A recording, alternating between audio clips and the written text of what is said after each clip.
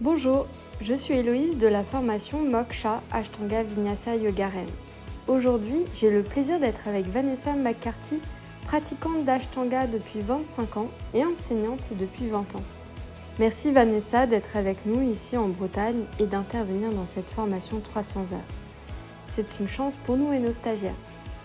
Nous allons te poser 10 questions pour explorer avec toi quelques-unes des richesses de ta pratique et de ton enseignement.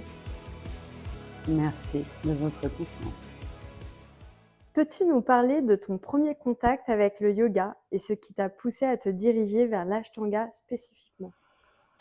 J'ai découvert le yoga pour la première fois à New York, où je travaillais en tant que directrice artistique, alcoolique du travail, et comme tout le monde à New York, tout allait très vite. Et je me suis rendu compte que je manquais énormément de flexibilité, ce qui me paraissait étrange pour mon âge. J'avais 26-27 ans à cette période-là et vraiment j'étais très, très peu souple. Et une amie m'a parlé du yoga et donc je l'ai suivie dans un studio, à New York et ouais, j'ai assez vite mordu à l'hameçon en fait, hein. Mais je continuais encore à ce moment-là à pratiquer à côté d'autres activités, corporelles, on va dire. Jusqu'à ce qu'effectivement je tombe sur un cours d'Ashtanga. Je ne saurais dire exactement ce qui m'a le plus, marqué. C'est probablement la puissance de la respiration de tant de monde dans une salle. J'avais vraiment l'impression que la salle respirait, que les murs respiraient. Je sais pas, c'est un appel du cœur, ça a été une voix intérieure puissante qui m'a fait vraiment, coller à cette méthode et ne jamais plus en essayer aucune autre. Quel a été le plus grand défi que tu as rencontré dans ta pratique personnelle et comment l'as-tu surmonté? C'est probablement ma blessure en bas du dos. Donc j'ai une faiblesse héréditaire au niveau de la colonne vertébrale vers le bas du dos. Quand j'avais 14 ans, j'étais prise de sciatique paralysante et on m'avait prédit que je porterais un corset, aux alentours de mes 40 ans.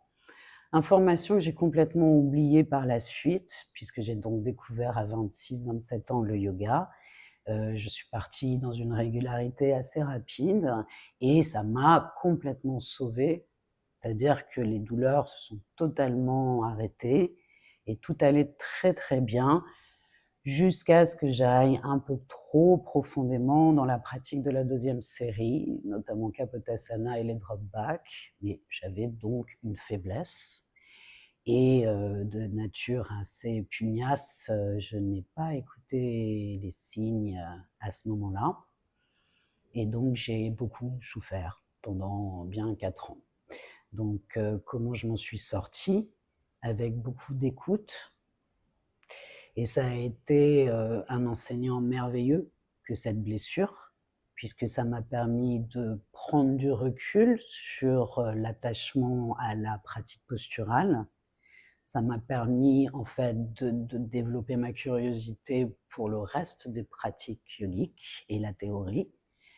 Heu, Aucun médecin n'est capable de dire exactement ce qu'il faut faire ou pas faire. On est les seuls à savoir ce qui se passe dans notre corps, on est les seuls à savoir ce qu'on peut faire ou pas au bout d'un moment. En tout cas, tout mon caractère pugnace, bordé, perfectionniste, attaché à la méthode, a pu changer. Mon regard a changé par cette blessure. Comment tes relations avec ton corps et ton esprit ont-elles évolué au fil de tes années de pratique et Merveilleusement d'enseignement? bien, j'ai envie de dire.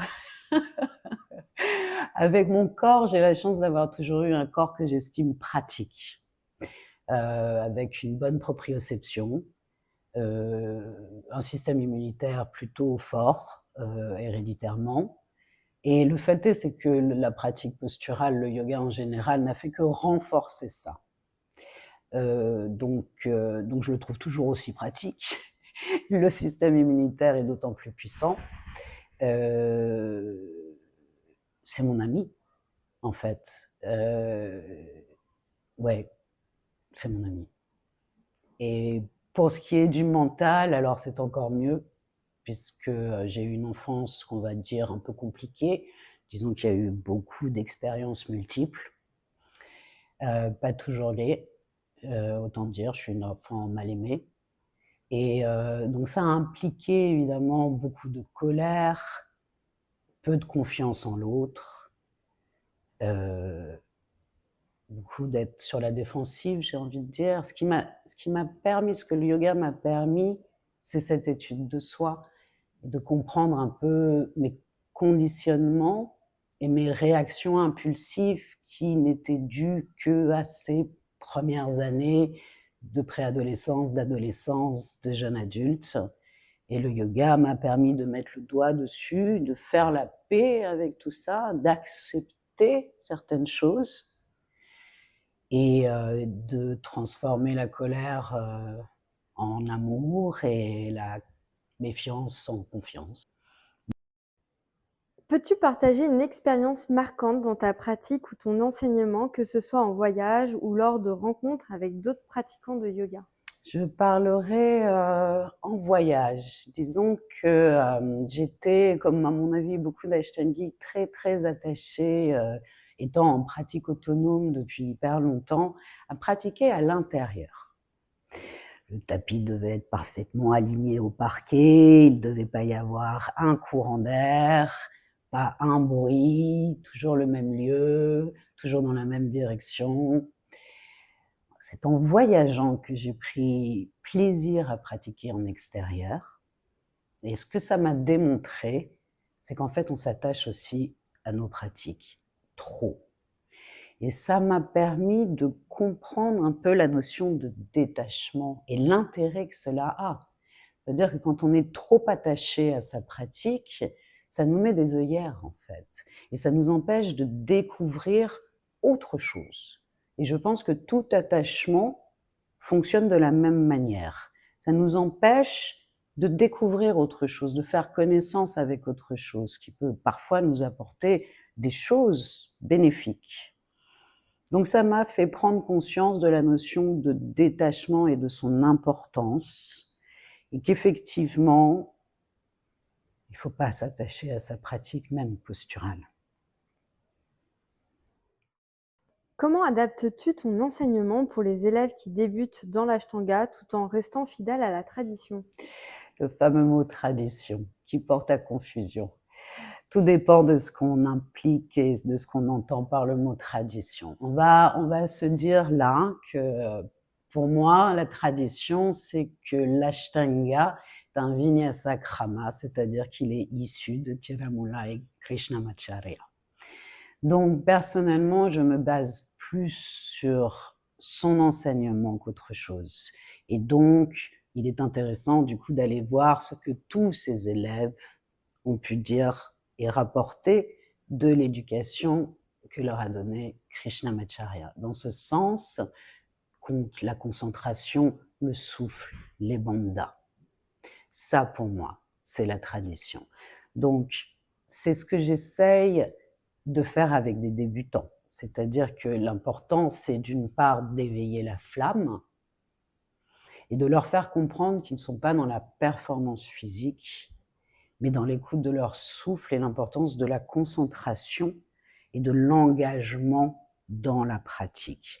Donc, nullement question de leur mettre les plus difficiles des postures.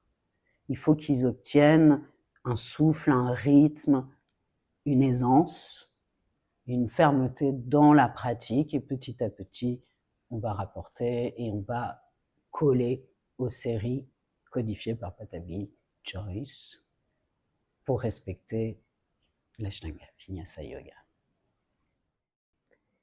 Quel principal conseil donnerais-tu à ceux qui aspirent à s'engager plus profondément dans la pratique ou même à enseigner l'Ashtanga? D'être patient. D'être patient et de rester humble et de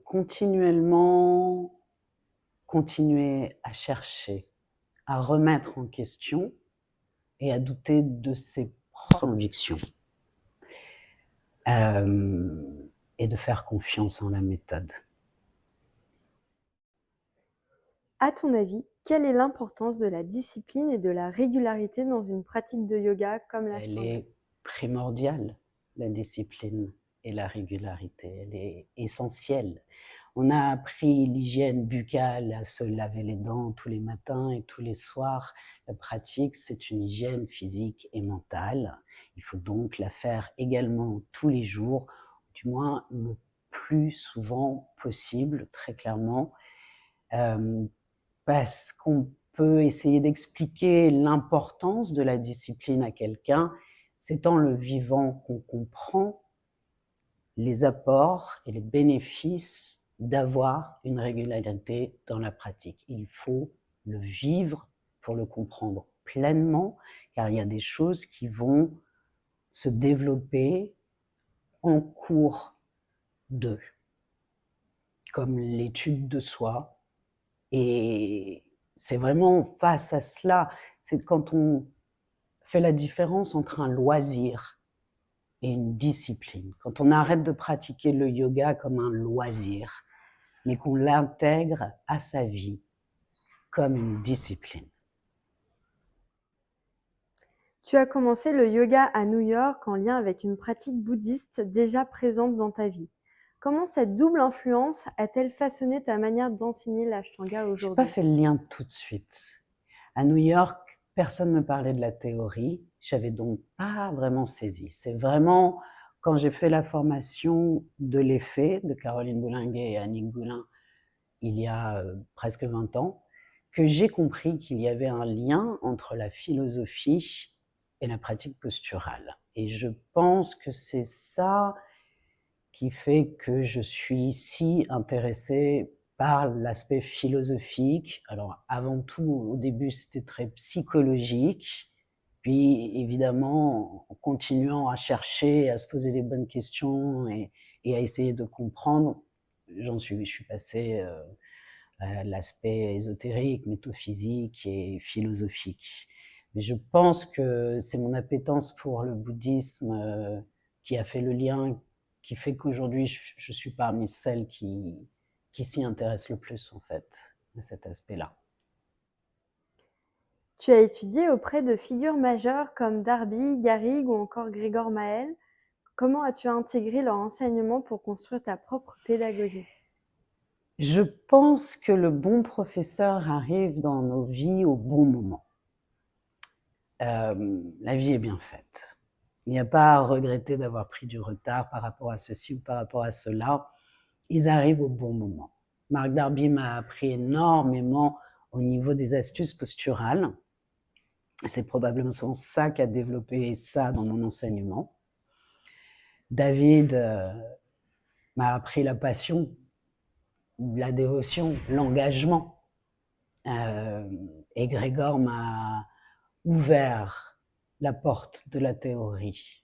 Et chacun d'entre eux, je leur ai piqué des phrases, des méthodes, des astuces, des choses comme ça, des manières de dire les choses. Et très clairement, ils ont nourri petit à petit mon développement sur le chemin. Avec Parlons du yoga, tu ouvres un espace de réflexion sur la philosophie et la pratique. Qu'est-ce que ce format t'a permis d'explorer ou de transmettre que les cours en présentiel ne permettent pas On n'a toujours? pas le temps dans un cours en présentiel. Dans un cours privé, c'est tout à fait possible. Dans un cours en présentiel, ce que les gens attendent en venant faire un cours d'1 heure et demie, ou alors maintenant d'1 heure, dans les studios, c'est la pratique posturale.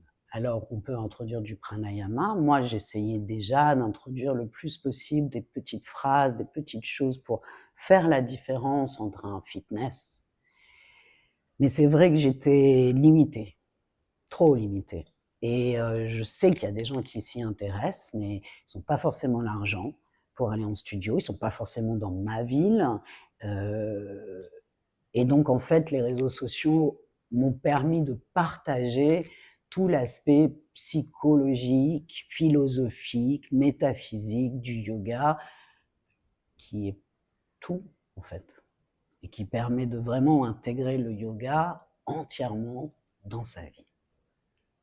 Merci beaucoup Vanessa pour cet échange et ta présence ici. Merci pour la confiance.